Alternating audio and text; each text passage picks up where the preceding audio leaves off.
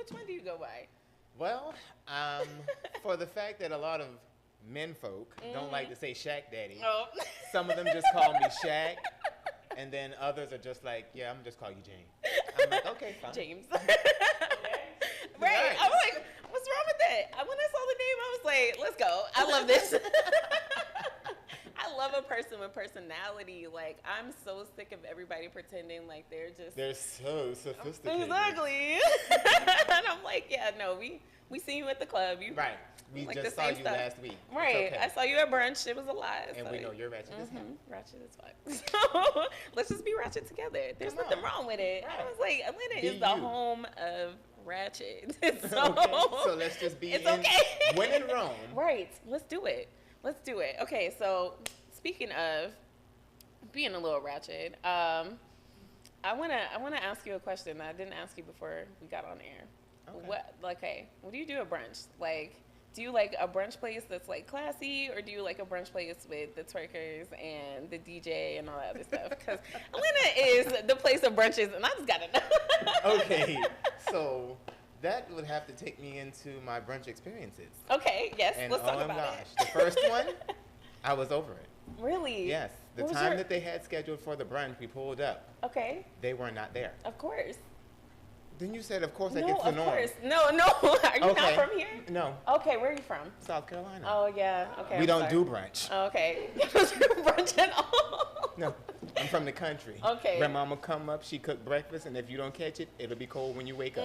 Okay, I got you. Yeah, for the brunch experience, I definitely prefer the more classy settings because that's just my character. And you're also like, I like people to be on time if I'm going to Definitely like people that are on time because I kind of pride myself on being prompt to things, as you saw today.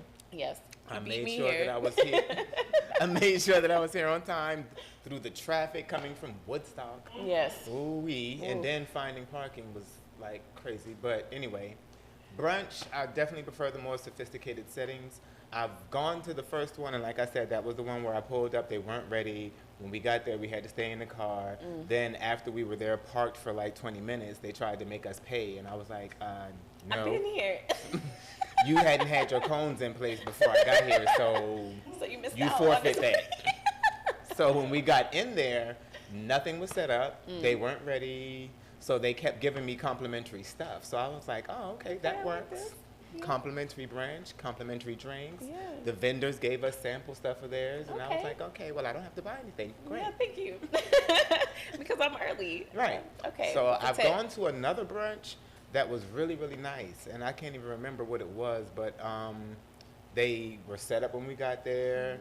When we walked in, they were greeted. They had gift bags. They had all types of little goodies and stuff for you. When I tell you they had the setup, oh my gosh, the food was great, the drinks were great, it wasn't too strong, wasn't weak either. Got you, yeah. So yeah, I like that. And then when everyone else came in, they were dressed like they came for a brunch and not like they were planning to be there from 12 noon till 6 in the morning.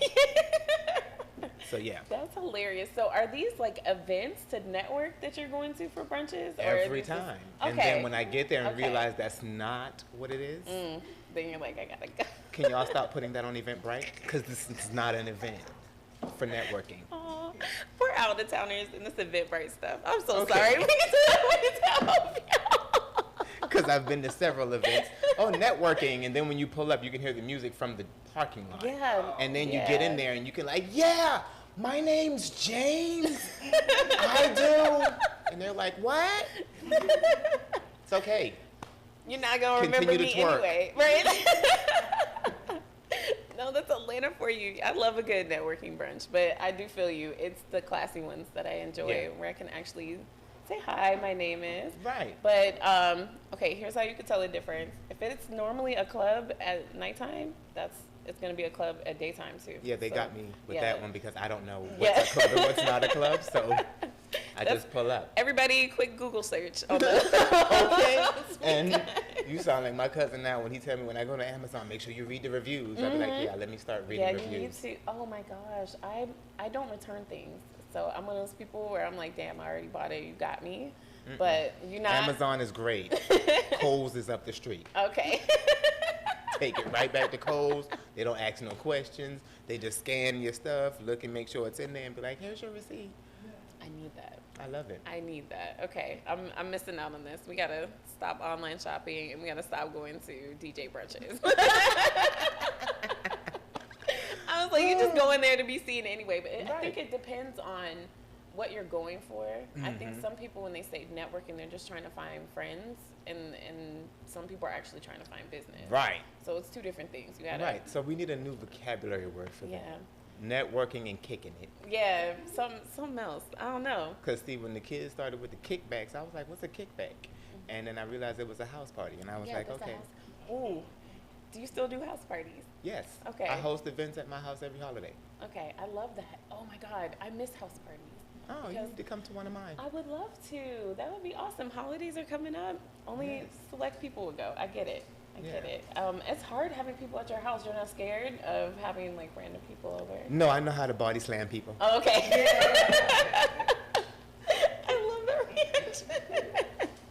All right, guys. So before we get into it, I have to shout out Laurencia. So there's my camera. All right. So she has a coloring book. Her Name is Amazing, and it's an affirmation coloring book for kids. Oh. And so when you look on the inside, it says I am smart, and then it's got a cute little picture that they can color in, and it's so adorable. So we are giving this away this August because Laurencia is our Bossy of the Month, and you guys can enter by watching her episode that happened in the beginning of the month, and you guys just need to comment what was her biggest regret in her first year of business. And so watch the whole episode so that you understand the context. Please stop putting random answers under there, y'all. I need you to watch the episode. I'm so sick of seeing stuff where I'm like, we didn't even talk about that. We didn't even talk about that. No one. Y'all just like, oh, her biggest regret is getting a dog. She doesn't have one. So stop doing that. I'm like, y'all just want to participate. Y'all just want to book, but you need to answer correctly. So watch the episode. Go to entrepreneur.ish.podcast to learn any more on Instagram. Nice. All right. So it's our little plug. Thank you, Laurencia. Thank you for watching. All right. So our first question, I want you to introduce yourself, and then we'll talk about AI in your industry because this is taking over. So introduce yourself. Here's your camera. As an introduction, my name is James Shackelford, a.k.a. Shack Daddy in the building. In the building. I'm from Georgetown, South Carolina, and a smaller town called Dunbar. And I represent Dunbar, Route 4, all day. We have a very, very close-knit culture there, and there's a lot of talent in the area, and I would like to be able to eventually get my empire to a point where I can go back home and establish this whole thing in my area. I love that. And pull those talented kids and youth out of that area and show them what they can really do. Yeah, I understand. So yeah, other than that though, I'm an event coordinator. That's what I do. I dibble and dabble in everything that I possibly need to make sure that what I'm doing is successful. So it's taken me all over the place as far as things that I know how to do. But at the end of the day, I'm an event coordinator. Okay, I love that. So on your profile on Instagram, when people go follow you, it says that you do everything. I need to change that. I love that though. No, like I love it because it makes me go, okay, no, you don't always have to limit yourself. I think a lot of people feel like, oh no, I do event coordinating, so me doing something else is gonna deter me from that. And it's like, no, follow every bit of you. And just like I was telling them earlier, I have this conversation with a guy who is a sound tech for like film. Okay. And he was like, yeah, well, you need to solidify that you do this one thing and just say that's what you do. But we're not those people. Yeah. And the blood of us, we embody everything that our ancestors gave us. Yeah. And we do it well. So well. We might not be masters, but we do all those things so very well. And honestly, if you give us 2 seconds of tutelage, done. If you give us 2.5 minutes on YouTube, we got you. Yeah, that's real. That's super real. So I met you at the COA workshops. Yes. We had Gary and the gang on here. Shaggy was here, and Joe was here as well. Okay, nice. So I want to know, why is that a place that you like to network, and what does that help you do in your business? Well, at first it was just to network, like you said, but when I got there and I realized the vibe there, like everyone's like pretty much very genuine with what they do. so true. I haven't really run into anyone with the egos and all of that extra stuff. There has been times when some new faces did show up and had the egos. They don't last long. But they don't come back. They get the side eye like, right. You know what we here for? Exactly. So the vibes there are so amazing. Like everyone there, when they see you, they're greeting you with a smile. If someone's having a bad day, I'm the type of person that can usually talk to them and get them to at least smile. And that's the one thing that I love about that environment. It's more of the family vibe. You know what I mean? We all care about each other. We know what's going on with one another. And if we can help, we help. Yeah. Because there was a situation with one young lady. She was moving and all this stuff was going on with her mom and everything else. And I was just there to communicate with her through that outside of the workshops. And I'm thinking that kind of helped her to a certain extent because, you know, I'm not in the situation, couldn't help her like that or financially give or anything. But just having someone that knew where she was coming from, I think might have helped her through that. And there are some others, you know, similar situations where people have been going through things and I've just been checking on them. Oh, wow. And that's one of the things that I do with my family every Sunday. I call all the elders in the family just to make sure they're okay. They went to surgery, they had a doctor's appointment, whatever, what have you. So, you know, that type of thing is the vibe that I'm looking for. I love that. And I love when I can find that. Now, there are some other networking events that I've been to where, no. You're like, you get the business number. Okay. You get the Instagram. Don't call me. Because I do not want to talk to you. If you're going to treat people at your event like this, oh my God. Yeah. Oh, okay. You can have it. So I'm so glad you're here because we have to talk. We have to talk about. We had so much we were supposed to be talking about before. Because when I first met you, I said, "Oh, we got some stuff to do." Yes, we do. I love your vibe. Like I said, it's like you have this type of, I'm here and I'm going to tell you exactly what I do, and I'm very professional, but I also can have a good time, which are my favorite type of people. Okay. Like, yeah, me too. I'm here to have. I'm on this planet to have a good time. Right. However, and we're all here to help one another, and people don't understand that. That's the other thing. Where would I be without people? Thank you. I mean, where would you be without? Yeah, people? I was like, look, I tell people all the time. That's why I have bossies. That's what I call them. They're boss besties. Okay. And it's because, you know how you have like work friends, but this is a little bit more than that. These are people that help you actually make money, help you make connections, help you make moves, help you kind of grow. So maybe it's not always financially support you, but they can get you in a door that you weren't going to, in a room or that you they might jump on your socials and always share, because sharing is caring. Thank you. We have so much to talk about. So I don't even know if I'm going to talk about the AI thing. I think I want to talk about. Well, let's touch on it because it's what's going on right now. So let's go ahead and get the ignorant stuff out of the way, and then we can get down. I like that. So with AI, especially in your kind of, because you're also a producer. You didn't say that. No. Why? Because if I told people everything I did, that would take our entire hour. But in this industry right now, especially creative industry, a lot of people are using AI to write books, to write scripts, to write websites, to do anything that's normally the job of a creative. Right. So how do you feel about this, and what do you think the future is going to look like? Okay, so when it comes to the AI thing, I did not know when it came out. I'm so old-fashioned till people look at me when I'm walking around with my journal like, are you still using a notebook? Oh my gosh, I have a journal too. They're like, you have a notepad on your phone. And I was like, yeah, I know I got a notepad on my phone, but when the battery dies and I need to write something, what do I do? So, with that being said, the whole AI thing, I just recently got onto it, and the way I got onto it is my full-time job. They were like, well, if you're having trouble, having the notion of what to tell the candidates that we hire, use ChatGPT. I was like, whoa, wait a minute. And they were like, oh, you don't know? If I asked you what that was, that means I don't know. Okay, yes. That's all right. But when they told me about it, I went on to it, logged in, got in there, and started doing my thing and realized that, oh, snap. So this is why people that don't know how to talk for real are authors. Right. So all you're thinking for you. Right. So I myself began to look at the Chat GPT and the AI stuff that's out there, and I realized that for one, yes, it's going to definitely. Can we cuss? Yeah. Oh, okay. Yes, it's definitely friendly to fuck some shit up. Yes.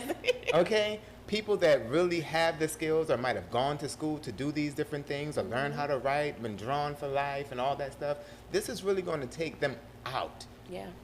Because now there's something that people don't even have to deal with you or pay you to do. There are free programs out here that are being beta tested that they can go to, type in a few words, and they can get something that's close to what they want and be satisfied.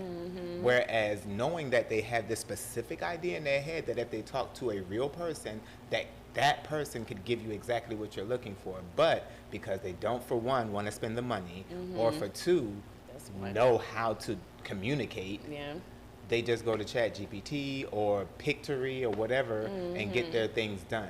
So with the AI, it's not cool for those that are in those fields that need that work. But as far as the future and how it's concerned, there's no stopping it. Yeah. As we can see, technology is taking over, and whatever you need done, there's an app for that. Yeah. So yeah, everybody's about to be out of those traditional skills. Now, what I like about the whole thing is that if they were smart, they would go ahead and find the app that creates the app that they could be the owner of. Yeah.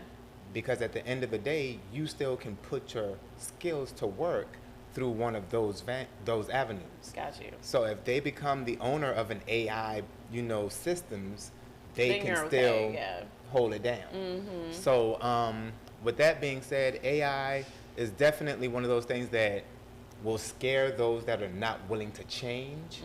But for those that are innovative and in the wave of this technology, if you just learn or know how to plug into those things, you'll be fine. Okay. I like that. I think for me, my mom's a tech enthusiast, so she told me about AI before anything else. And she was like, Ellie, your descriptions on YouTube's aren't the greatest. Let me help you. And I was like, oh, thanks, mommy. Appreciate that. So then she, all of my YouTube tags and descriptions and stuff is all AI generated. And so it actually helped me because now people find me through the algorithm. And it's because of those keywords or whatever that she used that I just wasn't doing because I was trying to give you a real... Give you me. Right? I was like, hey, this is what I'm talking about in my episode. They didn't want that. They want the keywords of she broke this down, this down, this down. My mom literally puts a link into the thing and it'll, I don't know, pop out all the words that I said and then it'll show the keywords that would equal tags and then she writes the whole description. I was like, you know what, lady? This is your job now. And I appreciate it. But I was like, it's scary because even the actors are getting their whole likeness done by a computer. So I'm like, I wanted to break into this TV podcast thing. And I'm like, next thing we know, it's going to be a whole entire robot talking to y'all and y'all won't even know it. So I think for me, it's good and bad because it helped me get a little bit more views than I normally have. But then also it's like, how long am I gonna be in here? We gotta get real fast, get real famous. Like I said, the whole thing is jumping in on the ground floor like anything. Because even when it comes to investing your funds and stuff like that, if you know when to get into it, you won't have a problem riding the way to the top. Gotcha. Because once again, like you said, it may be an AI generated version of you where you won't have to sit here every day, but it's your likeness and you're still getting what you need from it. Y'all gonna have to pay me. That's what we gonna have to say. Y'all have to pay me for my likeness each time you use it, not just the one time that you got. And I must admit, I want everyone that's doing anything right now, if you have something going on, make sure you trademark yourself, because you are an entity. The United States government gave you a social security card, and that's kind of a trademark that they have on you. Now you need to trademark yourself so that if anything happens to you as you grow in this industry that you're in, you get the benefits thereof instead of someone else taking it. Yeah, y'all, and it's under $200 to trademark yourself in Georgia. That easy. And so if y'all got money to buy a bottle in the club, then y'all need to go ahead and trademark yourself. Okay. If you have the money to get Jordans, you should be trademarked. Let's hold off one purchase. One purchase. Just 1 month. One bottle pop, okay? Just 1 month. You know, all the other weeks that you go to the club, go ahead, have it. Fine. But that one week, let's hold that and get your trademark on yourself. You can even ask ChatGPT how to get your trademark. Like, and it will tell you. It will tell you step by step what to do. But that is something that I challenged myself. So I'm doing a clean month. Mm-hmm. And with this clean month, I saw all the money that I saved from taking all this stuff out, right? Right. And with that money, I was like, wow, by the end of the month, I could trademark 2 things. And I was like, cool. Right. That's what we're going to do with our extra cash. But it's kind of one of those things that, like, unless you start being intentional about being a real business owner. Your intentions are important. You will never know. Like, you'll always be stuck in this place of, it's so hard. I can't do this, whatever. And when it's like, you need to make better choices. Right, because that's the thing. We make it hard for ourselves when we do not, first and foremost, seek the knowledge of how to get where we say we want to be. And the problem, again, with that is people are just talking. It's true. Instead of acting. And they tell you actions speak louder than words, but for whatever reason, so many people fear not getting what they expect to get, but you'll never know what you can get until you try. Thank you. You on point. I love this. Thank you, James. I was like, you're hitting everything that we normally talk about on this show, because that's what I always tell people. I'm like, look, you can be as big as you want to be. You're not trying. You're still sitting at home watching YouTubes. Like, This is so swiping through TikTok for 2 hours for inspiration to go back to sleep. Like, what are you inspired to do after all of that? House ain't clean, laundry ain't done, ain't had nothing to eat in 3 hours, stomach growling, but you inspired as fuck. Right. I'm like, I'm trying to help how far y'all. that gets you. Exactly. I'm trying to help y'all, because I'm like, look, I scroll through TikTok too. I scroll through Instagram hey, too. Come on now. However, I like to go, you know what? It's been 2 hours. You should put this down.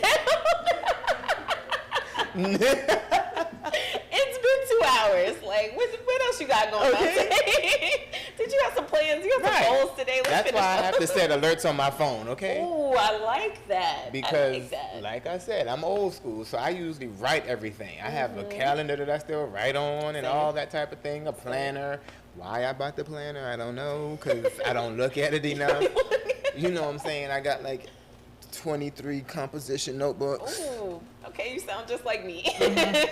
But at the same time, you've got to, like you said earlier, be intentional with what you say you want to do and achieve.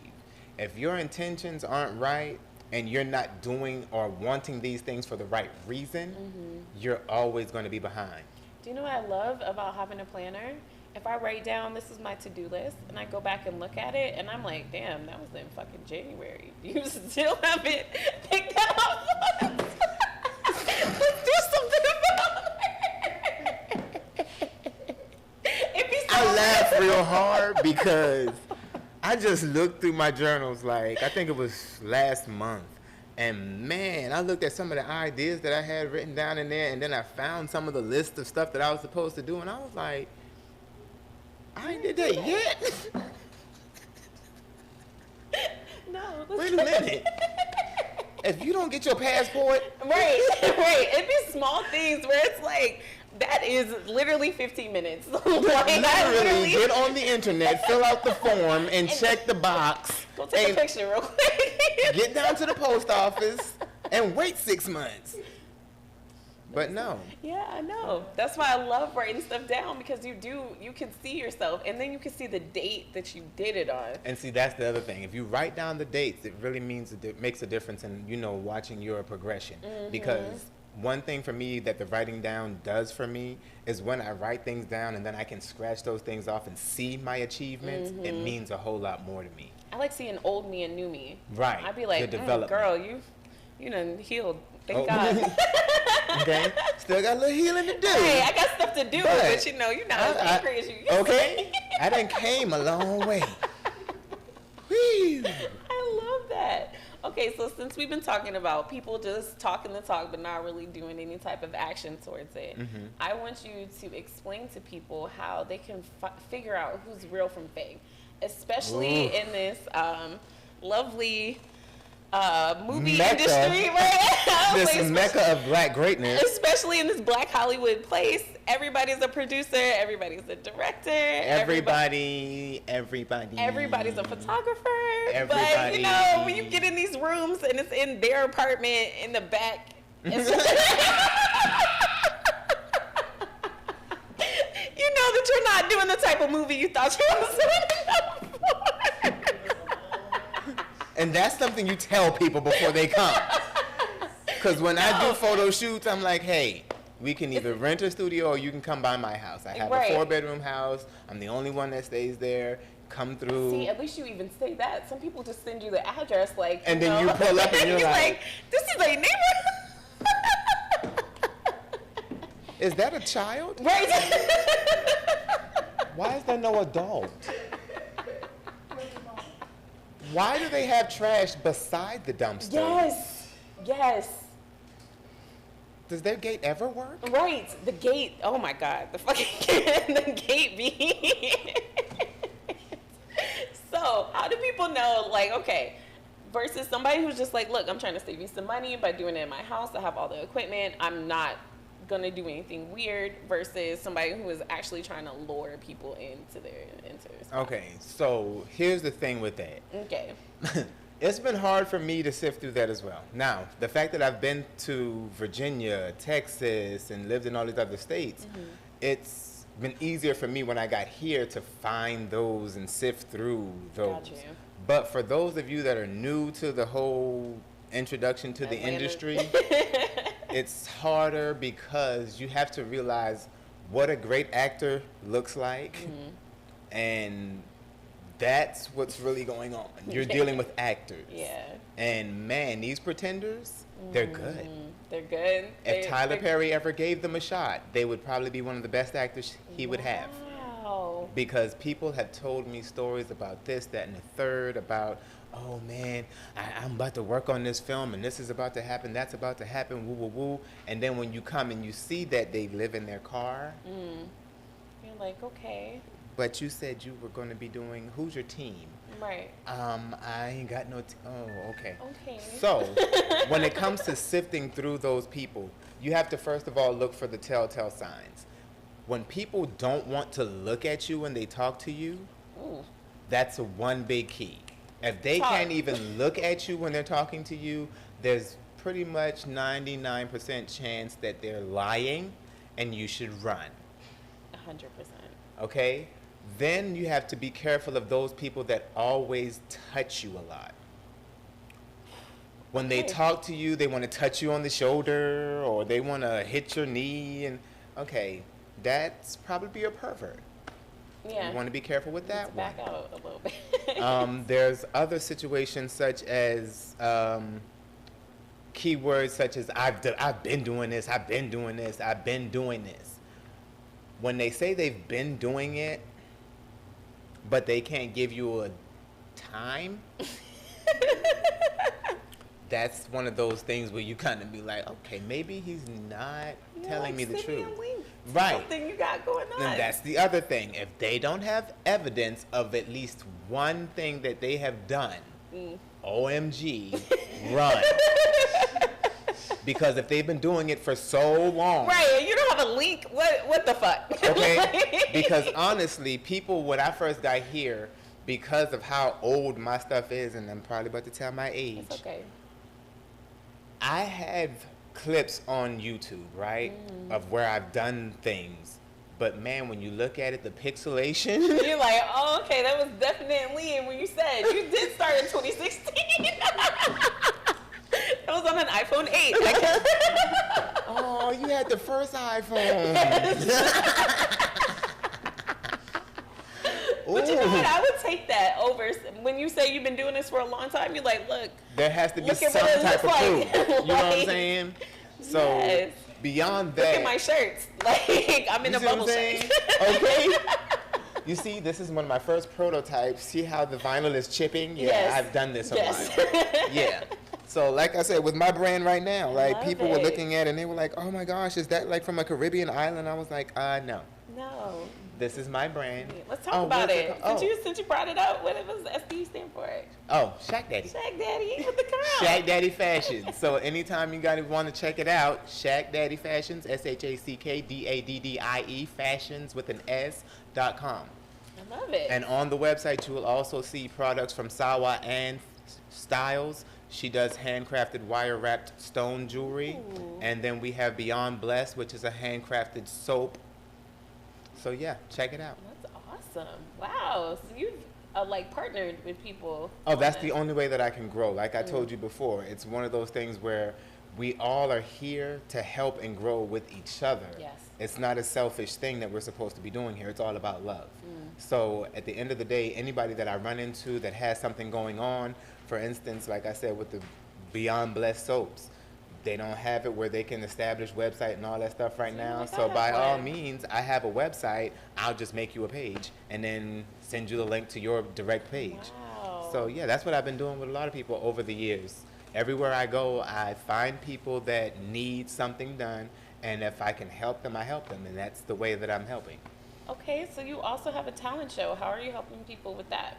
Okay, so the talent showcase, just did my first one on Sunday, August 20th. It was a success. Okay. It wasn't like a packed house or anything, but it was the first event. No one really knows me, so hey, understandable. So the event itself was great, but it came to mind because I'm working with musical artists, which I've done a decade ago. And I told myself back then I wasn't going to work with musical artists again because musical artists are like very hard-headed. They have this idea of what they want to do, but then they want perfection without having perfection dollars. I feel you. And you're like, I can't help you there. Right. So my question to most of the artists is, okay, so how long are you going to wait? Because right now you're working and everything you get is really going to your bills, and then you're never really saving anything. So at the end of the day, when are you going to put some music out? Because you cannot continue to tell people you do music when they can't find any of it. Yeah, that's, so that's Atlanta for you. Can you stop saying that? But Atlanta has its ways. But everybody is an inspiring rapper, aspiring singer, aspiring things. That's why the people that I've had on my I see it. That's why the people I have on my show, I'm like, they actually have music. You can find them on Spotify, on Apple Music. They do showcases. They've actually been outside on stages in front of people. Like, I'm like, okay, cool, we can help you now. But I hate when people are like, well, I'm not sure why I'm not this far. And I'm like, babe, because you didn't try yet. You still on the poach. Yeah, you didn't try yet. I just let South Carolina slip out just now. I said the poach. Okay, it done got real now. So from here on out, the rest of the conversation will be in Gullah. Okay? I love it. So hey, we the groin now. Okay. I love your accent. I'm from Atlanta, but I have sort of an accent, but it's not a deep and southern. I want a deep southern accent. Oh, you ain't want to share. When people hear you talk to this show, they think you're real ignorant. They do. Mm-hmm. But that's why I have to change it up and speak like this. Like I've gone to college for 8 years. So when did you do the code switch? Like changing from your actual accent to like speaking very proper? When I realized people don't take you serious speaking Gullah. As educated as I am, I go out there and I speak like this and tell people things like that day. They don't take you seriously. They don't want to give you their money. They don't want to help you and things like that day. But then when you speak like you have some intelligence, they look at you differently and they begin to open doors for you that they usually wouldn't hold for you if you were coming. Man, I mean, honestly, it's so tragic that that's how things are. But it really is. It really is. People disrespect your culture because it's not their culture. And it's like, and okay, so here's what I do want to talk about. When you do have these artists and you are trying to help them, do you explain, do you help them be themselves more, or do you say you're going to have to code switch in certain spaces? Okay, so I'm glad you asked that question because I currently have an artist right now from the Caribbean. And when I first met him, all I really knew was that he was from Florida. And when I got that bit of information to listen to his music, it was like, oh, okay, yeah, he sounds like he's from Florida. But he also did not sound like what he looked like. His music was really not like giving what I saw.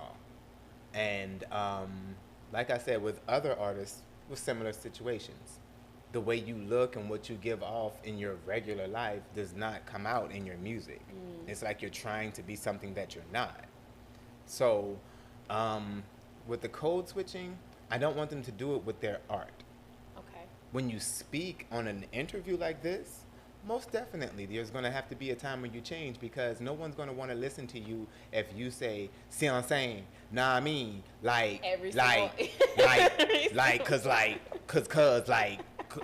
bruh. No, we don't know what you're saying because you haven't said anything yet. Complete a sentence and then I might be able to say I understand you. I feel you. But other than that, like bringing your culture out in your art, that's where you're supposed to express yourself. So when it comes to their art, no code switch. Be you, let your true culture show. Let your true person be your art. But when it comes to like professional settings where you have to negotiate contracts or do interviews like this, more than definitely code switch a little bit. Yeah. You know what I mean? But when you are interviewing, I definitely still want you to hit the culture, let the culture them come out. But you need it. People need to know that you're a real person. Right. Because at the end of the day, they're not trying to follow AI characters. Exactly. Right. Because if I get on TikTok one more time and see somebody standing there like this, thanks for the roses, I'm going to slap someone. That is really starting to get on my nerve. That's the one reason why I don't do TikTok right now, because when the trends come, they're cute or whatever, but that AI trend, You know what? Okay, so I sort of be on TikTok, but I be on TikTok to watch people cook, and that's about it. Like, I really don't watch anything else because the rest, it just seems so fake. It seems like everybody's trying to be famous, but they're doing like real fucked up things to be famous. Like this, I just saw this one girl, she's like white and she got cornrows or something, just because her marketer told her that's gonna get you views. And it did. It made her real controversial, and now she has a contract because she decided to sit there and have cornrows, and then now y'all gave her a space. And it's all because you're being fake. Like, this isn't even you. This isn't even how you talk. This isn't even what you think. This is a real white girl from, like, Texas. But that's the problem. No, she's talking about, no, fuck y'all, I do what I want, that type of thing. And I'm like, now she has views. Right. Because you know why that is. Because controversy sells more than genuine art. And that's a problem that we have in society today. They hit us with controversy and things to distract us from shit that's really going on in the world. And that's why so many people are lost and don't know what's going on when their house has to be taken from them because they weren't paying attention to the fact that they had elections for these people that control your funding, and they had a meeting right up the street from your house that you could have gone to and you could have said your piece and they would have kept their houses, but instead you were distracted by scrolling through and laughing and sharing and all that other stuff on some stupid nonsense that didn't mean nothing to nothing. But because they knew it would distract you from their agenda, which was to take from you, they go ahead and do it every time. That's how those algorithms are set up. That's how they work. Y'all, like, everything it's okay to be entertained. However, like I said, 2 hours and then get off. Go look at real life for a second. Right. TikTok's always going to be there. Social media is always going to be there. Ain't going nowhere. You're not going to find that door that you're looking for to be opened on TikTok. You need to get outside. You need to meet people. You need to talk to them. And you're not going to discover things about your neighborhood, things about that you really probably care about, stuff that you really could help with, but you don't know about it because you're not paying attention. Exactly. True that. So we're going to talk a little bit more about like questions about you. So what advice would you give people who are trying to break into some of these industries that you are a part of? So event coordinating or producing, whichever one. Okay, well, like I said, you know I do like a little bit of everything. A lot of stuff. But whatever it is that you're doing, first and foremost, you must know that that's what you want to do. Know that's what you want to do. Just don't be saying, oh, I think I want to do it. Because when you use doubtful words like think and maybe and if and shoulda, coulda, wouldas, that's when you already take yourself out of the game. 100%. You're already out of the game when you start using iffy terminology. Because, here we go. I done been to church since a knee-high to a grasshopper.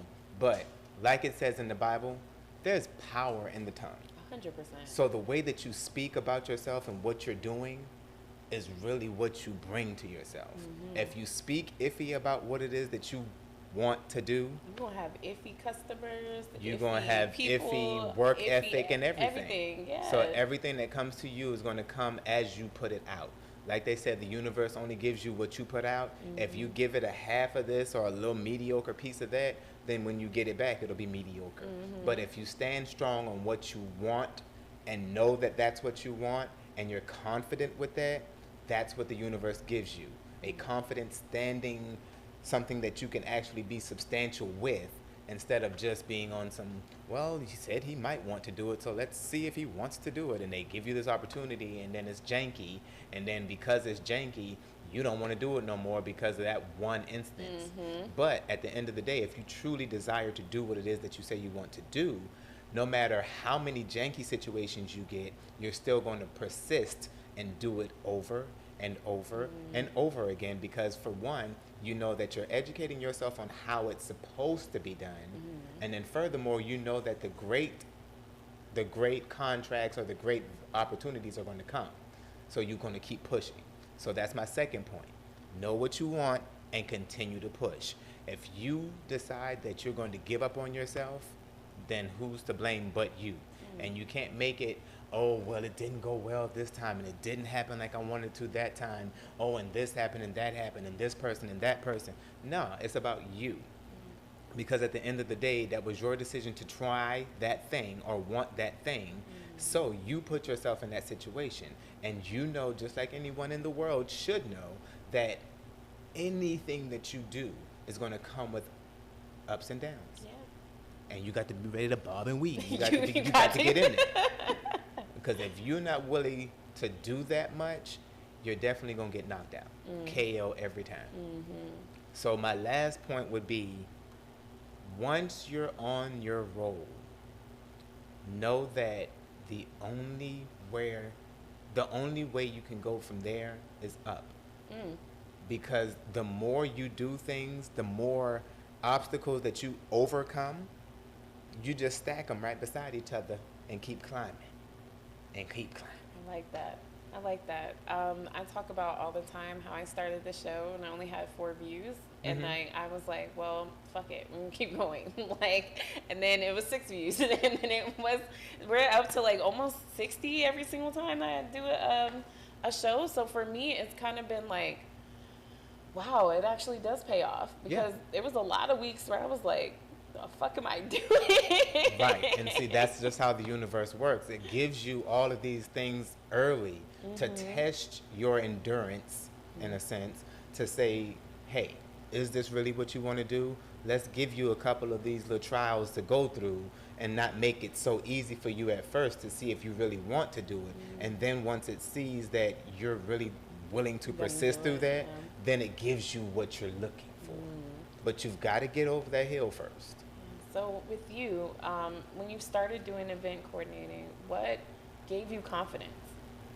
Oh, well, when I started, I was at home. So in my hometown, everyone knew me. So I knew if I did something, they were going to support me. Oh, wow. Okay. So that only came from just being as genuine as I was when I was younger. Because most, people my age at that time were running around, playing, being bad, mischief, and all of that. But me, as a youngster, I was one of those that would go sit on an elder's porch and talk to them, run to the store and grab a little nab and soda for them, or, clean up around their house, whatever they needed type of thing.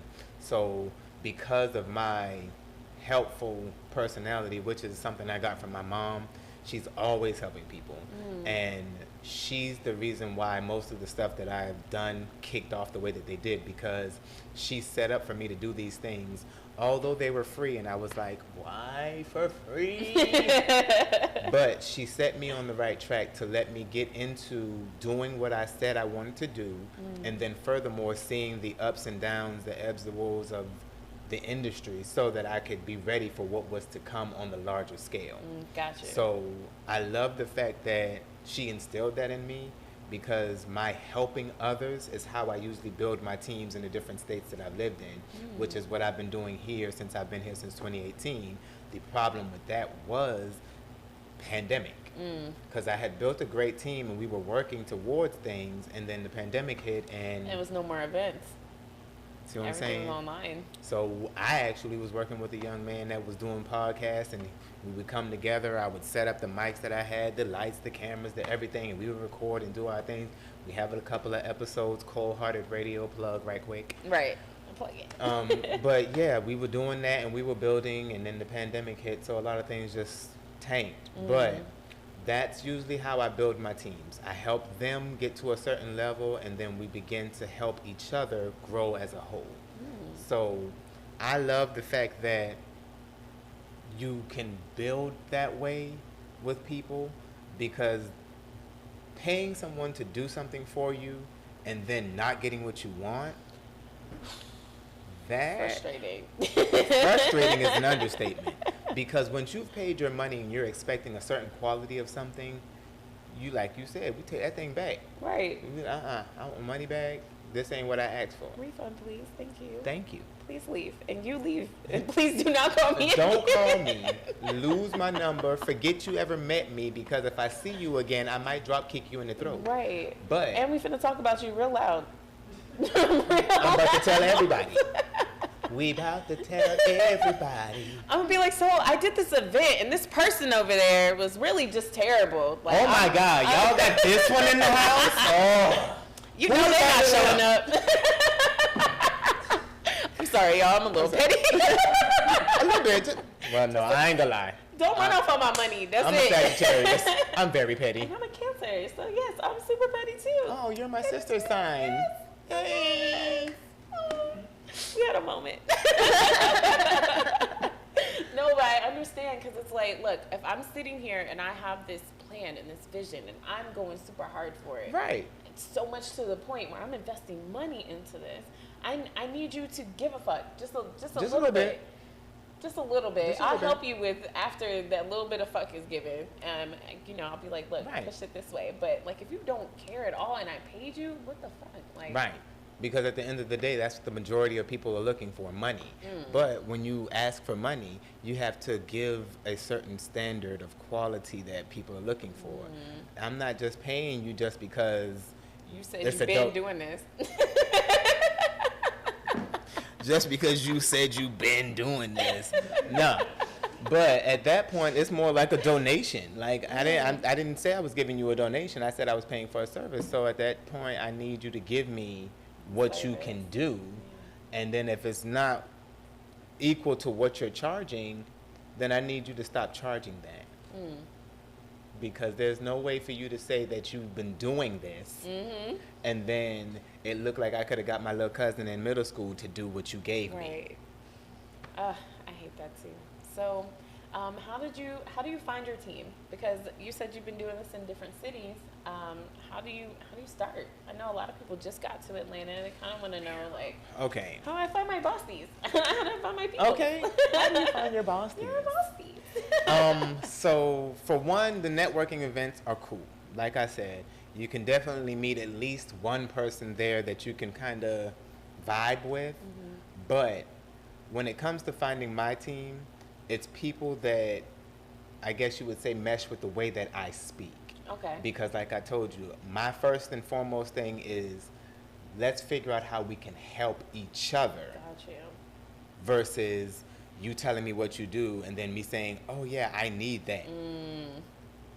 Okay, well you do that and I do this. How can we help each other? Got you. And that's how my teams are usually built. Now, if I get with people that decide, oh, well, yeah, you do that and I do this, but I still need to be paid, that's not my people. I feel you. Because at the end of the day, no one thing can be done without several pieces to the puzzle.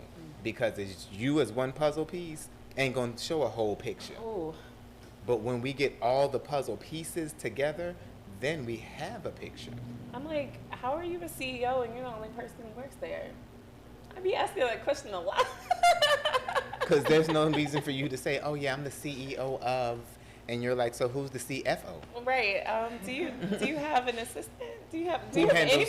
Who handles finances? Who handles marketing? Who handles, you know what I'm saying? It's a business. But if you're doing everything yourself, then that's just a hobby. Yeah.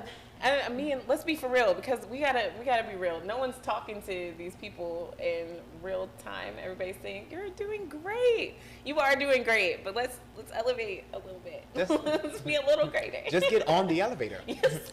Someone else will press a button to take you up. Just get on the elevator. Just be like, look, this is what I do. You know what I'm this saying? is what I'm looking for. Okay, stop standing at the bottom of the staircase looking up. Just take the first step. Yeah, you can.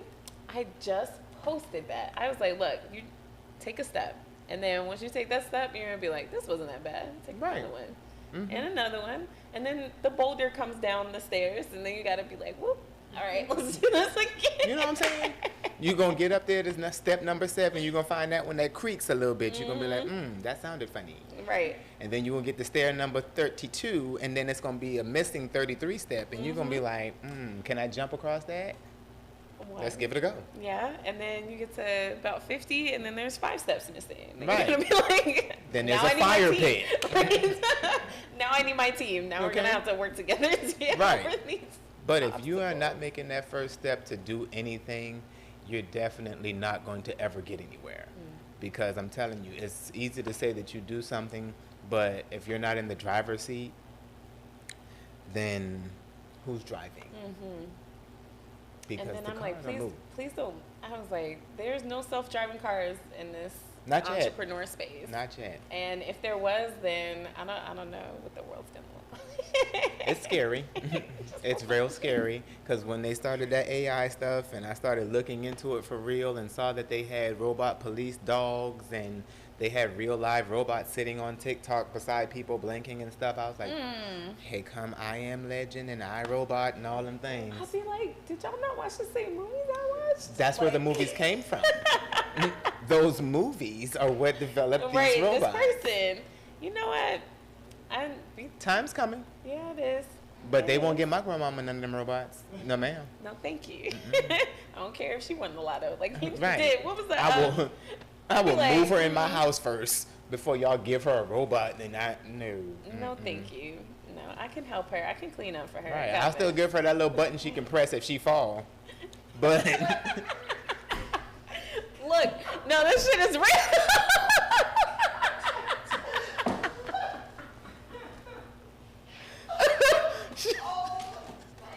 This shit is real though. Look, I'm just saying. I got my mom. So my mom has an Apple Watch. Right. And so if you fall down, it'll detect. Yes. It'll be like, oh my God, are you okay? And we'll call 911 for you. No, they need that. That's for real. That's the only time you need a robot, Joe. Right. I still need real live people to come in there. Right. Because that robot might get excited and crush her lungs trying to pick up off the floor. I don't know.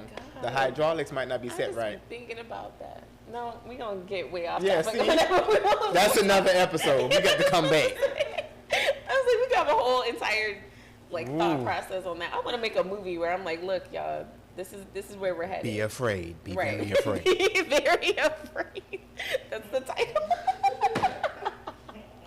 Okay, so we're gonna play a quick game for the last 5 minutes. Okay. We've had a lot of fun actually. So oh my gosh. We're gonna have a little I didn't even realize how much time had passed by until I looked. I was like, okay. Yeah, see? I love that. This is the point of my show, is to make people comfortable talking about their business, because a lot of people, we always say this, the most humble people don't talk about any of the stuff they've done. They got a whole award sitting over here, won't say nothing about it. All that. Whole movie done, didn't even mention it. So I give them space to be comfortable to brag about it. Because I think our skin folk really be, that humble word, be a little crippling. It ain't humble. It's slave mentality. That's just let really let it be what it is. Yeah. It's slave mentality. They Where's don't want to put their stuff out there because they feel as if it's bragging. But no, it's not bragging. It's letting people know what you do so that you can advertise what you do and get more of that. Yeah, because how would we know that if you don't tell us? I don't fucking So know. how's that bragging? But now for the fakers and scammers out there, that's not for you. Right, that's not y'all do enough talking. Y'all do way too much talking. Okay, anyway, come on. All right, so the game is called Lights, Camera, Action. And we're going to do a little role reversal, right? Okay. So I'm going to give you like a scene, and then you're going to have to tell me what you're going to need to create this scene. Oh, Does that make sense? Okay. Okay.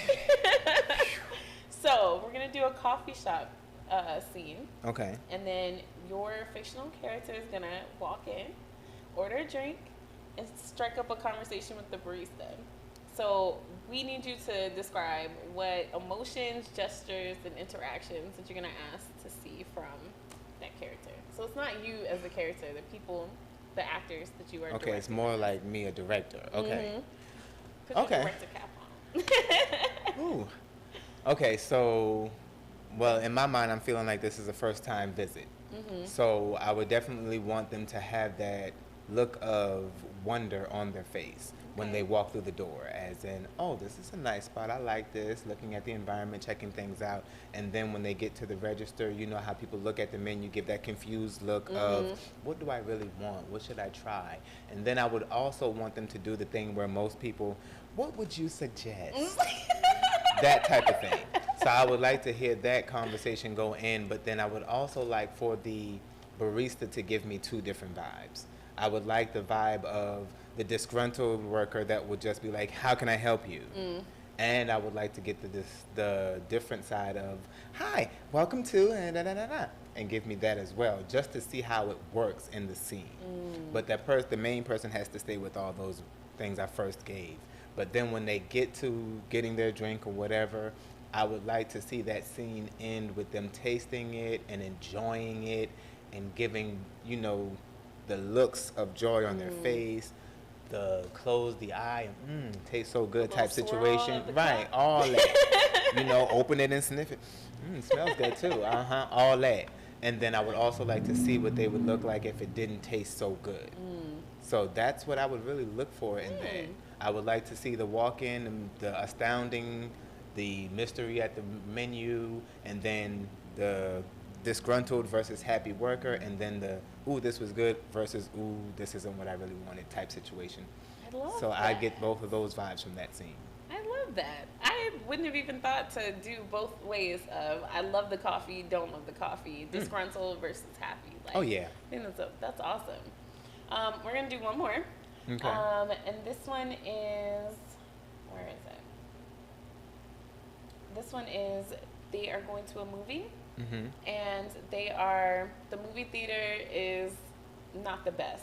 Okay. So kind of walking through the scene of what you want to, how you would show that the movie theater is not the best. Okay. So for this one, I'm assuming it's a couple? Okay.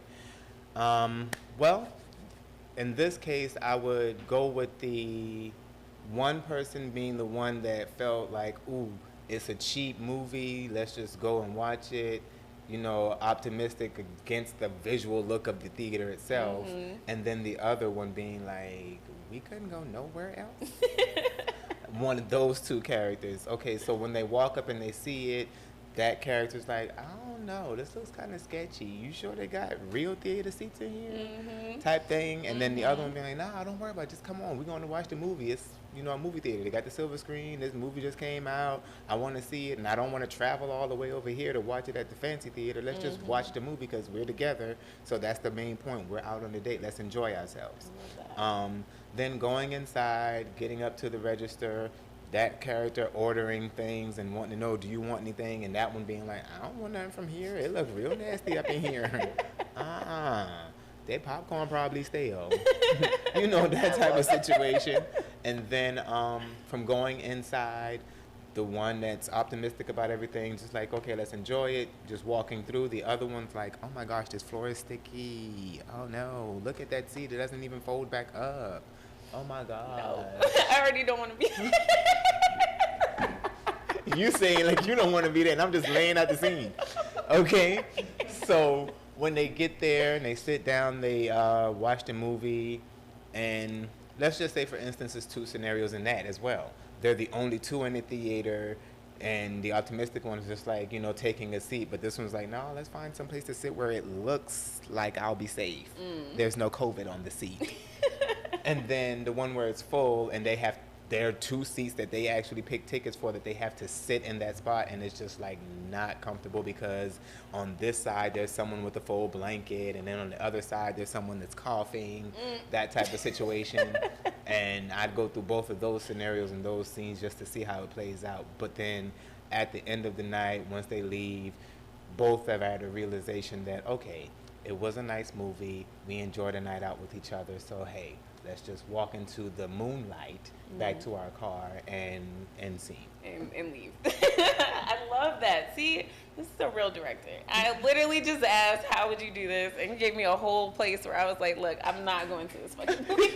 Where you felt like you didn't want to go. I'm not even in this movie.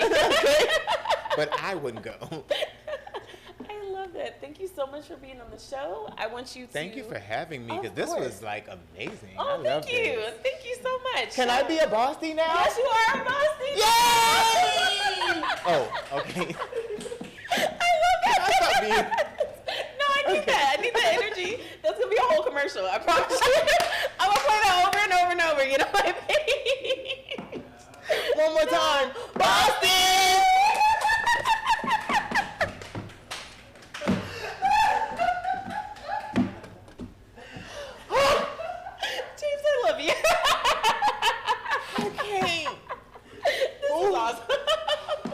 Okay, that was a good one.